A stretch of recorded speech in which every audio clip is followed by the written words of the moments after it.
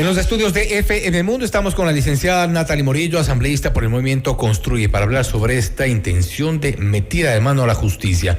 Se ha levantado una alerta durante estos días sobre la incorporación de algunos artículos a las reformas al Código Orgánico Integral Penal que tendrían básicamente un destinatario, básicamente un propósito direccionado a salvaguardar los intereses de un sector. Natalie, gracias por estar con nosotros. Bienvenida. Fausto, buenas noches. Gracias por la invitación. Buenas noches con toda la audiencia de FM Mundo. Se ha dicho que es una metida de mano a la justicia. La Fiscalía General del Estado ha referido a una agenda de impunidad de algunos juristas que han dicho nos quieren ver la cara de tontos. O las tres juntas. Lamentablemente así es. Esta jornada en el legislativo se termina, por suerte, sin que se apruebe esta agenda de impunidad y esta metida de manos que mediante un tema o en el carnavalazo quisieron ingresar, y entre gallos de medianoche pues ingresaron estas dos cláusulas que se pretendían sobre el tema de la revisión previa, nuevamente la revisión, proceso de revisión en el artículo 658 y también en el artículo 584, para poder liberar a los políticos o a los delincuentes que ya tienen alguna condena ejecutoriada.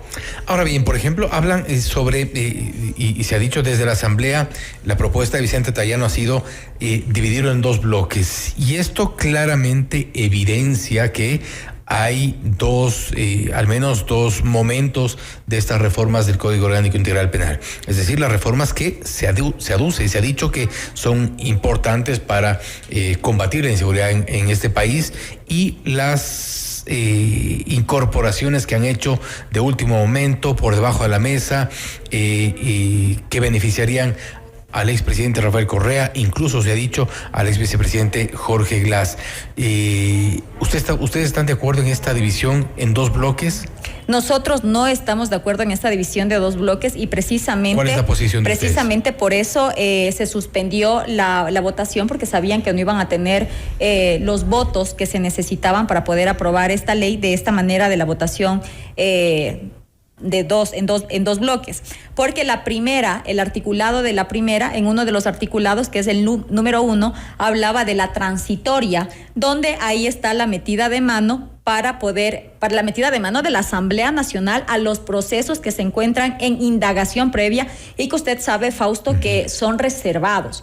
Y en cambio, en la otra votación ingresaría el artículo 79, que es la reforma al 658, en donde se establecen se proponen estas dos nuevas causales para la revisión, nuevamente sin tener nuevos hechos, de las sentencias ya ejecutoriadas. Es decir, al menos una de las pretensiones quieren ponerle en el primer bloque. Exacto. Y de alguna forma una de las dos pasar. Exacto, una aunque de las no son dos creo que son algunas otras también que se han identificado. Totalmente. Hablan de recurso de revisión en el caso de los recursos de revisión, de dos causales, en el caso de la investigación previa, que es otro de los temas que quieren incorporar, y también sobre los derechos de participación. Se ha mencionado hoy en entrevista, hace pocos instantes, el doctor Encalada se refería a estos derechos de participación, que sería otra de las incorporaciones con un direccionamiento para que eventualmente tengamos como candidato a dos prófugos. Y recordemos que hace una semana uno de los campaneros de la Revolución Ciudadana, como es Andrés Arauz, ya lo anunció y dijo que lo más probable era que en el 2025 su líder, Correa, estuviera de regreso y estuviera en las papeletas del 2025 como candidato. Ahora entendemos por qué Arauz mencionaba esto, pues claro, ahí está evidenciado que lo que ellos tratan y lo que ellos tienen es una agenda de impunidad, y lo que quieren es que pueda volver Correa para poder estar en la papeleta. Ahora, Fernando Cedeño en su intervención hoy decía, y esto lo habíamos escuchado, él decía, ¿a qué le tienen miedo? Con esta declaración, con esta intervención, Cedeño de alguna forma deja ver también que en efecto esa es la intención. Claro, esa es la intención, y no es tenerle miedo, es simplemente garantizar que se cumplan las penas. Correa fue sentenciado por cohecho y aparte de eso tiene una sentencia por secuestro a balda, pero él debe venir y pagar su sentencia, porque estas sentencias, recordemos que no prescriben, y por eso es que él se encuentra prófugo de la justicia, y por eso vemos que estos retazos que se han realizado en estas reformas al COIP no van a servir de gran forma, sino que lo que van a hacer es abrirle la puerta a la impunidad para que puedan regresar estos actores. Y también, aparte del tema de Correa, también es una metida de manos porque los delincuentes que tienen recursos, que sabemos que son todos los del crimen organizado, puedan sobornar a los jueces para que ellos puedan absorber sus delitos que ya están en una sentencia ejecutorial. ¿Tenemos una justicia lo suficientemente débil aún como para que un informe, por ejemplo, de un comité de derechos humanos llegue a nuestro país y eventualmente se acepte un recurso de revisión? ¿Tenemos jueces con esa poca credibilidad todavía? Lamentablemente tenemos una metástasis en la justicia, como lo vimos en el caso que presentó la fiscal general hace semanas atrás. Vimos que ya la justicia también está cooptada por el crimen organizado y pues todavía no ha existido una depuración. Por suerte ya no está el titular del Consejo de la Judicatura, quien también estaba metido en estos temas de corrupción, y pues esperamos que se siga saneando y que sigan existiendo. Pero el expresidente del Consejo de la Judicatura tenía un equipo. El expresidente del Consejo de la Judicatura se visitó varias provincias, hubo también un encargo de jueces, es decir, todavía puede haber parte de esta estructura operando en la justicia. Totalmente, claro que hay. Tenemos una justicia percudida, Fausto, y a eso es a lo que nosotros debemos ir, a cambiar este sistema, a poder quitar a estos malos elementos, y no solamente del tema en el sector justicia, sino también en todas las instituciones, en las instituciones de control, por ejemplo en el SRI, en la UAFE, en todos estos lugares que se encuentran, que se encargan del control para poder revisar las cuentas incluso de autoridades o ciudadanos que no pueden justificar sus bienes, o como por ejemplo que existan asambleístas que tengan 0 en su declaración patrimonial juramentada, pero si usted va a revisarle cuánto tienen de patrimonio, pues pasan a veces del $1.000.000. ¿El correísmo se queda solo en esta intención de incorporar artículos que les beneficien dentro de las reformas del Código Orgánico Integral Penal, o el acuerdo con ADN, con el Partido Social Cristiano, simplemente está en el aire por unos días? Esperemos que realmente ahora no se vaya a seguir con esta agenda de impunidad. ¿Plantean ustedes el archivo? Esperamos, sí, nosotros esperaríamos poder, cuando se reinstale esta sesión, porque recordemos que según el artículo 61, el presidente de la legislatura tiene 6 meses para poder poner al conocimiento al Pleno una vez recibido el segundo informe para el debate.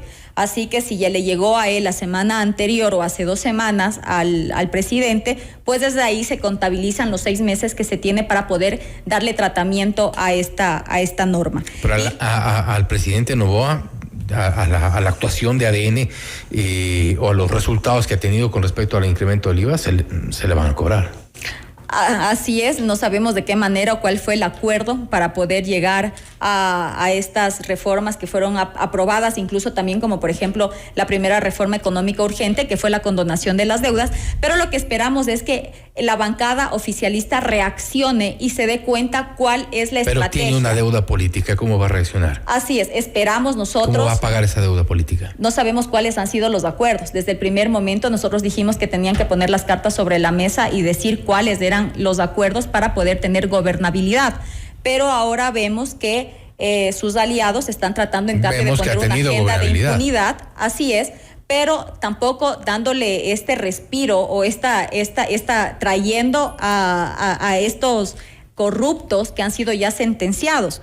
No con las mafias, no puede existir un acuerdo, no puede existir una gobernabilidad pactando con las mafias. En eso nosotros no estamos de acuerdo y esperamos realmente que ADN hoy día no se pronunció en el debate. Esperamos que puedan haber revisado también y que puedan revisar a profundidad todo lo que se vaya a votar cuando se reinstale la sesión. Nosotros esperamos, como Construye, nosotros igual estaremos alertas para que no vuelvan a tratar de pasarnos. ¿Qué mensaje hay en esa falta de pronunciamiento por parte de ADN? Ahí hay ¿O estamos calculando?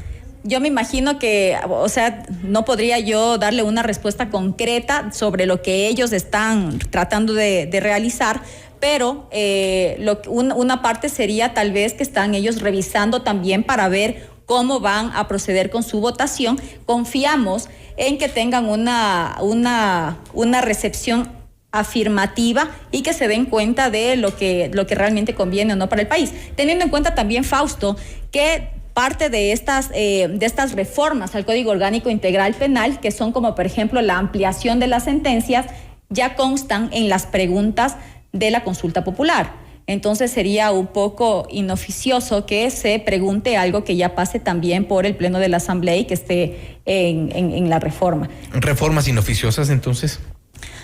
En si su hablamos mayoría, en conjunto, más allá de las incorporaciones de último momento en su mayoría sí, revolución. en su mayoría sí hay dos nuevas tipificaciones que son importantes, como el tema del VIH, que si una persona tiene VIH y tiene relaciones sexuales con otra sin avisarle y sin protección y le pasa la enfermedad, pues ya estaría tipificado como delito, y el delito de feminicidio para los servidores públicos que no atiendan de manera inmediata y oportuna las alertas por este tema.